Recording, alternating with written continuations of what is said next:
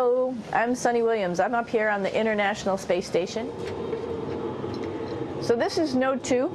This is a really cool module. Of course, most of these modules you'll see they have 4 sides and they're put together. That way we could sort of work on a flat plane, either a wall, a floor, another wall, or the ceiling. But you know, again, all you have to do is turn yourself and your reference changes. The reason I'm bringing that up is because this is where 4 out of 6 of us sleep. And so people always ask about sleeping in space. Do you lie down? Are you in a bed? Not really, because it doesn't matter. You don't really have the sensation of lying down. You just sit in your sleeping bag. So here's one sleep station right here. I'm going in right now. You can follow me if you want. So I'm inside. It's sort of like a little phone booth, but it's pretty comfy. I've got a sleeping bag right here that we sleep in, so we don't have sort of like a little bit of a cover. We don't fly all over the place. But you know, you can sleep in any orientation. I have it sleeping, feeling like I'm standing up right now, but like you saw, I'm on the floor. But it doesn't matter if I turn over and I sleep upside down. I can't have it, I don't have any sensation in my head that tells me that I'm upside down, so it really doesn't matter. The sleep station is also like a little office. We've got a computer in here. As you can see, we've got a couple little toys. I've got some books. I've got some clothes and other things that make it sort of like home. I'm coming out. And just for reference, that's one sleep station. This one's another. Right here. There's one on the ceiling, if you want to call it. Right here. And then there's a 4th on the other wall over here. So all of us sleep in a little bit of a circle. All right, come on back. There's more to show you.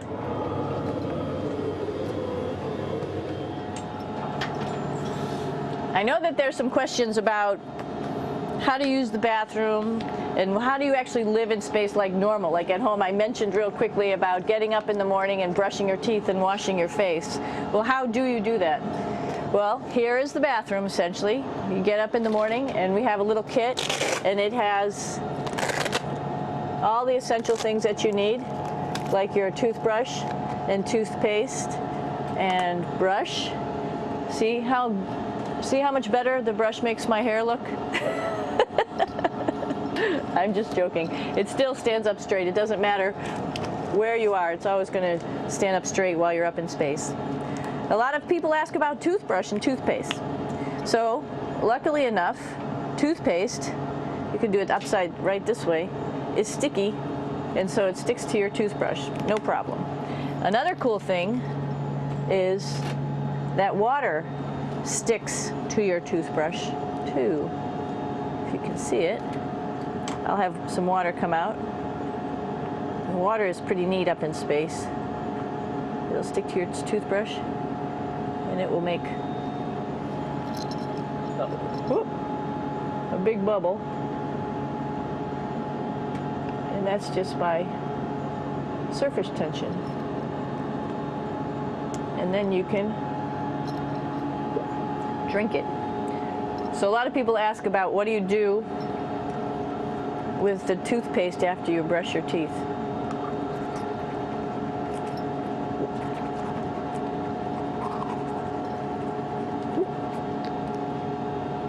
Two options. Swallow it, and it's sort of like mouthwash, but it tastes a little gross. Or you can just spit it out in a paper towel, and then you don't have to worry about it. Swallowing thing I wouldn't recommend at home. I'm only up here for 4 months, so it's not that bad. One of the most pressing questions about living in space, of course, is the bathroom. So let's take a look at that little piece of work. Come on in.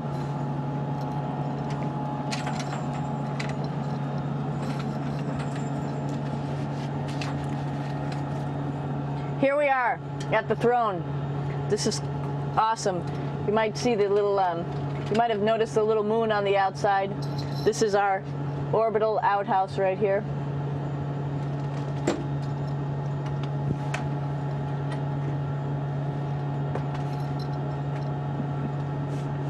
And of course, it serves for two functions. Number 2, right here. I'll show you. But you see it's pretty small, so you have to have pretty good aim, and you be ready to make sure things get let go the right direction. And it smells a little bit, so I'm closing it up. And that's of course for number 2. And this guy right here is for number 1. So they're sort of two slightly separate functions, but you can do a little, essentially both, by hanging on right here and doing number 1 and number 2. I might add it's color coded so you really don't get it mixed up, which is nice. This is yellows for number 1. And also there's a selection of paper. People always ask about toilet paper. What do you do with toilet paper? What kind of toilet paper do you have? We have gloves just because sometimes it does get messy. We have some Russian wipes, which are a little bit coarse if you like the coarse type of toilet paper. We have some nice tissues, which are nice and soft if you like soft toilet paper. We have Huggies, just for any cleanup. You know, we were all babies once, and this sort of helps. And then if things get really out of control, we have disinfectant wipes, just to make sure we clean up here. Because, you know, just like the water I showed you, the number 1 stuff can sort of go all over the place if you don't aim correctly. And did I mention both of these have a little bit of suction, so they should keep things going in the right direction. But like I said, sometimes things get a little out of control if you are out of control yourself flying around. So we have lots of protective stuff. And of course, you do have your privacy. There's a little door, so other people know that you're in there. Here's a pretty cool place. This is sort of like in your house where everybody meets in the morning. After you wash your face, brush your teeth, you want to find something for breakfast. And this is our kitchen. You might notice there's all sorts of foods here. It's like opening the refrigerator. You got all your different stuff that you want to have: drinks, meats, eggs, vegetables, cereals, bread, snacks. And that's a good place. That's where you find all the candy. Side dishes, and then some little power bars just in case. So we have all this type of food. Some of it is dehydrated, and so we have to hydrate it, fill it up with water. Some of it is already made, and then all we have to do is heat it up. So something like this, I'm pulling out barbecued beef brisket. Pretty yummy. Not only is this food made in the US, but we also have food here from Japan. We've got Russian food. As you can see, all these red containers are filled with food that's from Russia. And then we get some of our specialty stuff, some things that we like, some of our favorite stuff that your family can send up. In fact, I like fluffernutters, and so I got sent up some fluff so I could make my fluffernutter with peanut butter. So you have a lot of food up here, no problems. Now, I'm going to say where we are. So right now, we're in the Japanese laboratory. It's one laboratory out of many here on the International Space Station. It's actually on the left-hand side. If I was International Space Station and I was flying through space like this, my left hand would be where the Japanese laboratory is.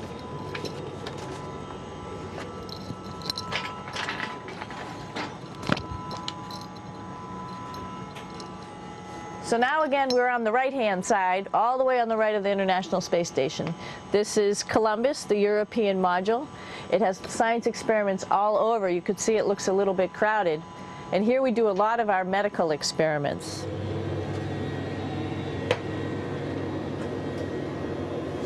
Here we are in the U.S. laboratory. Again, this is a laboratory with science experiments on all of the walls here, all sorts of stuff that we do. And one of the things we also do is we exercise. We have some exercise equipment on board the space station. We need to do that because we lose bone density and muscle mass while we're up here, and that's a result of not having to fight against gravity. So how we keep ourselves in shape are with a bike, a treadmill, and a weightlifting machine. This is the bike. You notice the clip pedals? So all you need to do is actually clip your feet in, and then you can start pedaling. You don't need a seat because you don't sit down. Actually, I haven't sat down for 6 months now, so you don't need any type of seat. Just make sure you're held in with your pedals. You probably see that the bike bounces around a little bit. As I move it, it's not steady and held to the wall firmly.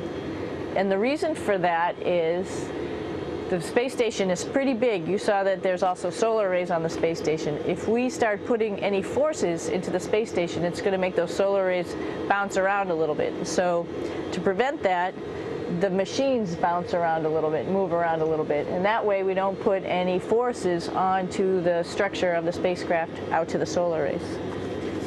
All right, a little farther on. Come on.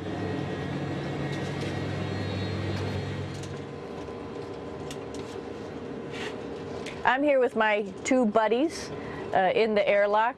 Actually, these are two spacesuits that are ready, primed up to go outside, as we call it, to go do a spacewalk in case we have to do anything outside. Some of the things we do outside are just like inside, repairs. We have a lot of electrical boxes and machinery and solar arrays, in fact, that I talked about earlier, that are outside, and sometimes they don't work quite right. Remember, space is really cold and really hot, and it's also the vacuum of space with no pressure, and so some of the equipment doesn't work well all the time. So we might have to go out and do a spacewalk. Right behind me is actually the hatch that you go out into space, and right now we have it filled up with a couple other spacesuits because we've got 4 of them up here and some of our tools. But right behind here is the hatch in which you actually go right outside into the vacuum of space. The spacesuit is pretty big, as you can see. It's like being a football player. Part of the reason it's so big and bulky is because of this backside, this backpack. It's like going on a hike with a backpack, but the backpack and the suit weighs about 300 pounds. Luckily in space, nothing really weighs anything, so you don't feel that it's so heavy. But we need to have such a big suit because that guy back there is essentially the heart of the spacecraft. I call this actually a spacecraft. It has all the oxygen for you. It has all the carbon dioxide removal system for you. It also has a heating and cooling system to make sure to regulate our body temperatures while we're outside. It also has a computer, so it tells you on a display here if there's anything that's going wrong with the suit, if we're running out of oxygen, if we have too much carbon dioxide, or any type of electrical problem. So it's a pretty awesome little spacecraft, and actually got to go out, use my little spacecraft a couple times, and it worked like a charm. Lucky that it works very nice. You might want to see what the helmet looks like. It's pretty cool too. We don't usually go out like this, so you usually can see when the helmet's open. So you can see what it looks like inside. Somebody's little head would be inside of here. So you can see, you can turn your head all the way around while you're inside of there, but the helmet stays still, so that's determines how far you could see. And it's usually pretty sunny out there, so we have to wear our sunglasses, and this is our sunglasses right here, which make you look pretty cool.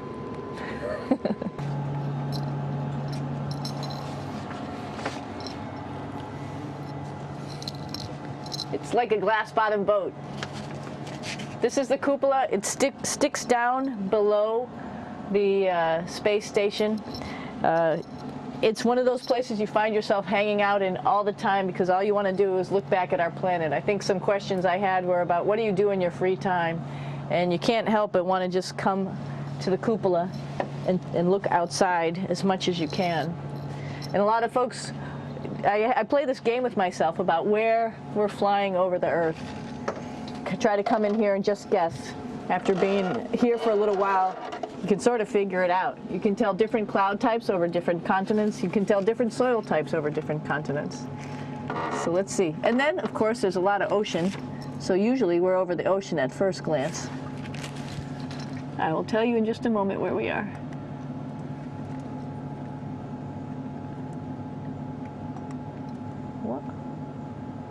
There we go.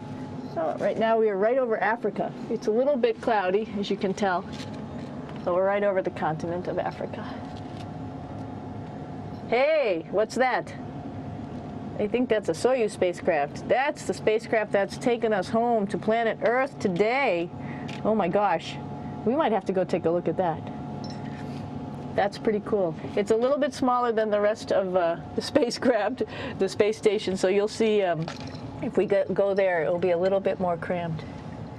But we're going, you can look all the way back to the back of the spacecraft, which is where the Russian segment is, and then you could look all the way forward to the front of the spacecraft, where the Japanese laboratory, the European laboratory, and the American laboratory are, and then back to the solar arrays where we started this morning when we were looking out the Japanese window.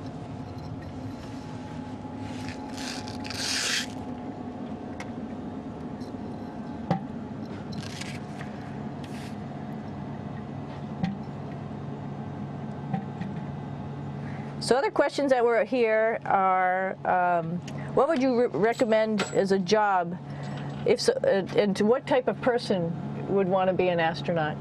I think people who would like to explore, of course people who like math and science, that's what this is all about.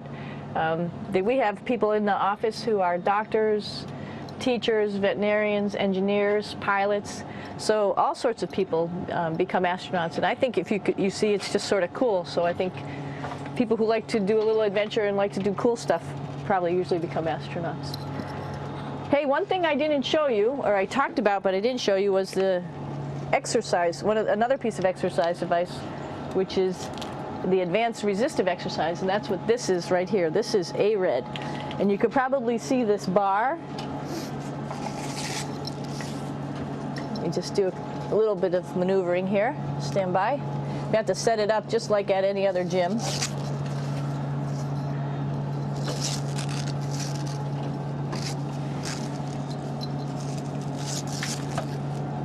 Hold on.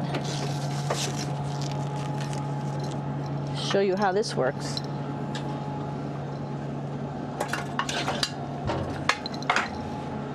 So you can see you can change your attitude just by going from one module to the next, going up from the cupola down here. This is what we call the ARED. And with this, you can lift weights based on vacuum in these cylinders, just like you do at home at a gym. For example, if I wanted to do a squat, I could do it like this. Oops. I should need some weight on this thing. I'm not lifting with anything, so it's too easy. One of the cool things you could do things that you can't do at home. For example, single leg squats with just one leg, because the other leg, you won't fall over. So all sorts of stuff. You can also do bench press. We have a bench that we could add on here, so you can work on your beach muscles.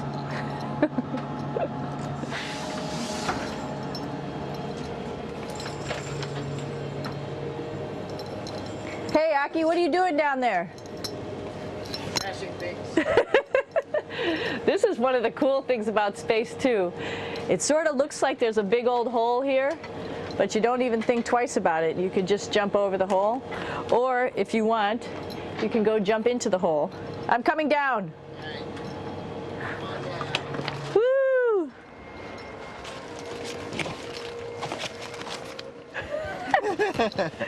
Then you can come right back up again, like Superman. Woo!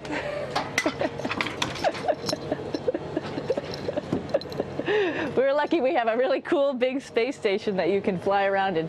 That's actually called the PMM. You might have saw it out the window. It's a big silver canister. What's really great about that is it's essentially our closet in our pantry, or whatever you want to call it. We have extra food down there, we have extra clothes, we actually throw the trash out down there. So it's nice and organized, and we have all of our stuff that we need while we're working in all these other modules all stowed in this location down here. And it's a lot of fun to play in. So we're going into the Russian segment. Be ready. You don't need a passport either.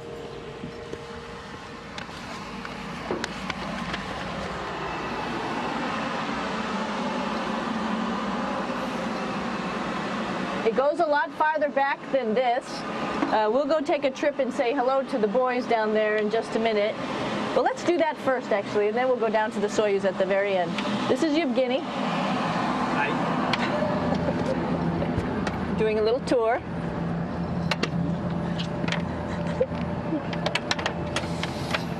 This is the FGB, and what's cool about this module, it is actually the very first piece of the space station that came up in 1998. The space station has been around for about now manned for 12 years, but it's been up in space for about 14 years.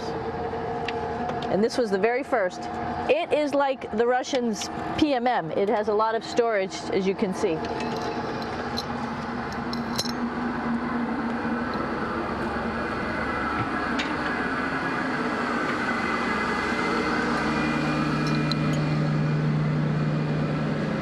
Можно? Снимаем. Чуть-чуть. So here we are in the heart of the space station, really. This is the service module. This is the central post. In case we had any problems, I know a couple of the questions were about what type of things do you have to worry about. And some of the things we have to worry about in space are fire. If we had a fire, if we had a depressurization, like we were hit by a micrometeorite and it made a hole, or if we had some type of toxic atmosphere. We use ammonia for our radiator, so there is a possibility that ammonia could come into the vehicle, and then it would be bad for all of us. If we have any of those problems, we come right here, which we call the central post. It is the main heart of the space station. It was also the first computers that came up here that ran the space station. And so behind this wall right here are these main computers. So we gather here as a group of 3 or 6 and then figure out how we're going to either fight the fire, patch the hole, or solve the toxic spill. And what's cool about this module, of course, it's the central post. It also has great windows right down toward Earth. It has controls to fly in visiting spacecraft if they need some assistance right here. It has Russian computers as well as American computers to help us control anything we need to on the space station.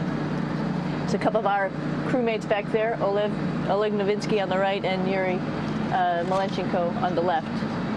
And there's also a second bathroom here, which is really cool because 6 of us going to one bathroom is really tough. And so there's one bathroom here and one bathroom on the other side where I showed you. And you can probably see on the wall behind Oleg and Yuri some of the heroes of the space program. Korolev, Sergei Korolev, who was a chief designer of putting men into space, and of course on the right-hand side, Yuri Gagarin, the first man to go into space. So just reminds us of our roots. Yuri, what are you doing? Что делать? Making coffee. Oh. Black coffee. Yeah. Looks good. Okay. Спасибо. We're going to check out our Soyuz real quick. Make sure it's ready to go. All right, back to the Soyuz.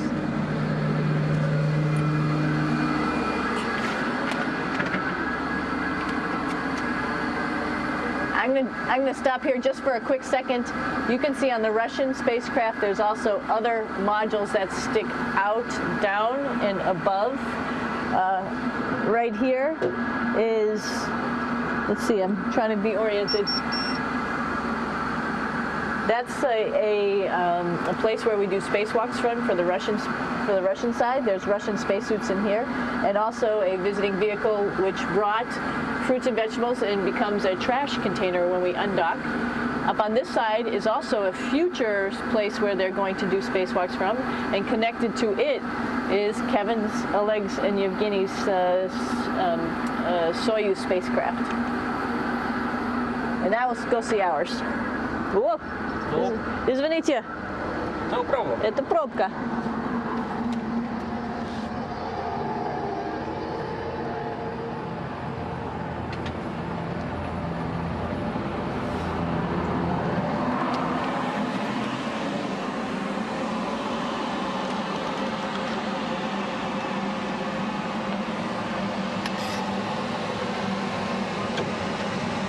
Coming going down.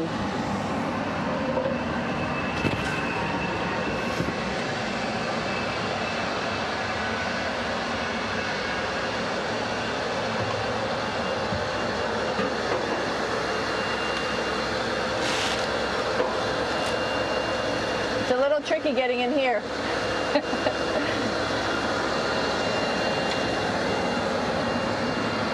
This is the docking probe right here, this big thing.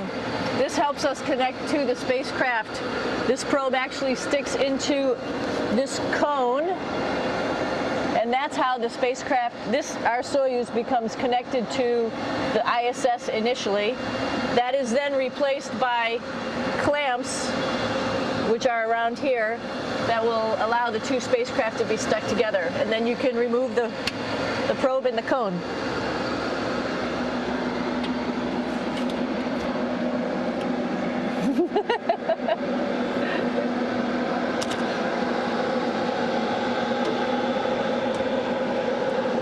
You okay?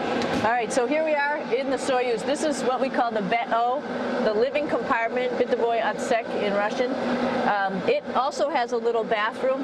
It's not as good as the other bathrooms, so we try not to use it too much. It has drinking water in it if we need something to drink. And then, of course, it's filled up with a lot of cargo for us. Bringing up and also bringing back down. It has a second purpose when it comes back to Earth. It serves as a garbage container.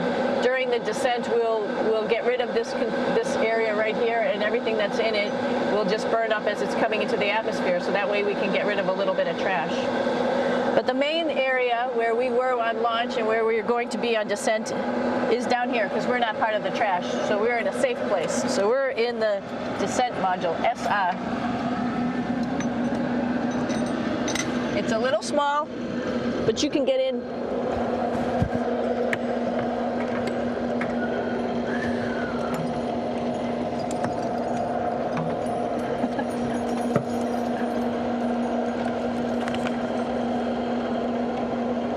Not sure how well you could see in here. Hold on for a second. I'm going to turn it up this way, just so you could see the hatch, and you could see Kevin. It's a little bit small, but we'll come in and show you around. You coming in? Probably not. Okay.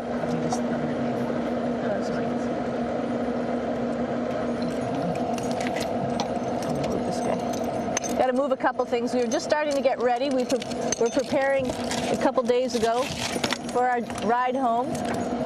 It's a little bit squishy, but everybody asks, how do you sit in the Soyuz? And you sort of sit in your seat like this. The seat is molded to your body, and so you can just sort of squish in here and be pretty relaxed. Everybody has a handmade seat for them.